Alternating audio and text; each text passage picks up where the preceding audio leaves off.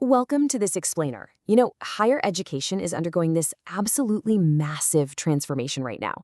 If you've stepped into a classroom or, well, logged into a course recently, you've probably felt it. The very foundations of how we teach and how we learn are literally shifting beneath our feet. So we're going to break down exactly how these modern learning systems are evolving. Okay, let's dive into this, because it really begs a huge question. Who actually controls your learning today? Think about that for a second. The entire architecture of higher ed is being fundamentally rewired right before our eyes, and it is completely shifting the balance of power in the classroom. So to really understand this shift, let's look at dimension one, the method. This dimension is all about figuring out who actually controls the flow of information. It essentially breaks down into two totally contrasting pedagogies. On one hand, you have the traditional, teacher-centered method. This is your classic direct instruction, right? The educator completely curates and controls the flow of information. But then, contrast that with the modern, learner-centered approach. Here, the student becomes the active driver. You're actually constructing knowledge through inquiry, instead of just passively receiving it. Just picture a classic, massive university lecture hall. Now, this teacher-centered model is undeniably efficient. It's fantastic for covering incredibly dense syllabi and ensuring absolute uniformity across, say, hundreds of students all at once. But, that efficiency definitely comes with a major trade-off.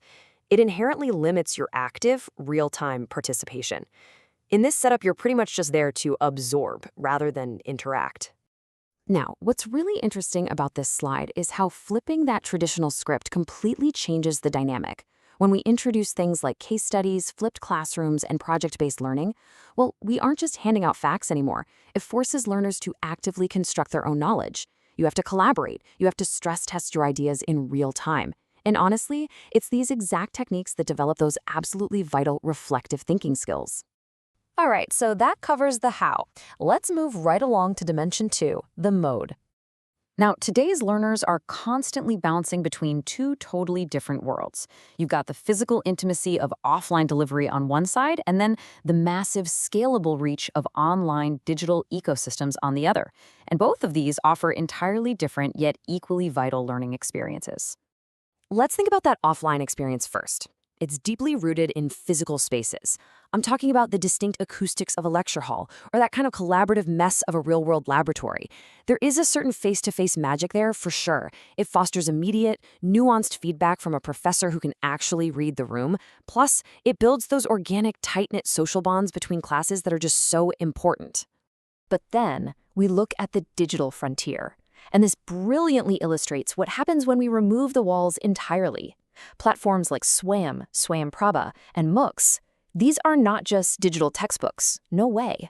They are massive, thriving ecosystems that completely shatter geographical barriers, allowing institutions to scale their reach to a truly global level. The real absolute game changer here is democratized access. Because of this rapid digital shift, a working professional or a student literally anywhere on the globe can access world-class lectures. They can debate in peer forums or knock out rigorous assessments at 2 in the morning if they really want to. It takes the pacing and puts it directly into the learner's hands. Okay, so we've got teacher versus learner and offline versus online. But here is the secret: building a holistic environment. The absolute best modern institutions aren't actually making you pick a side. The future of higher education relies entirely on integration. It's about building an environment that leverages the very best strengths of both paradigms. Let's move to and see how this builds in practice. Look at this integration. You take the highly structured foundational knowledge you get from traditional classroom lectures, right? And then you perfectly blend it with the 24/7 flexibility of online modules and interactive projects. This is the ultimate educational sweet spot. It gives you the necessary efficiency of direct instruction, but completely balances it with deep, engaging, student-led digital inquiry. So the crucial point is this: by deliberately balancing these methods and modes, institutions create a unique environment. As the research powerfully notes, it's a space where knowledge is not only transmitted, but transformed into deeper understanding and lifelong learning. It is no longer just about memorizing facts for a test. It's about giving you the exact tools to reshape that information into actual lifelong skills.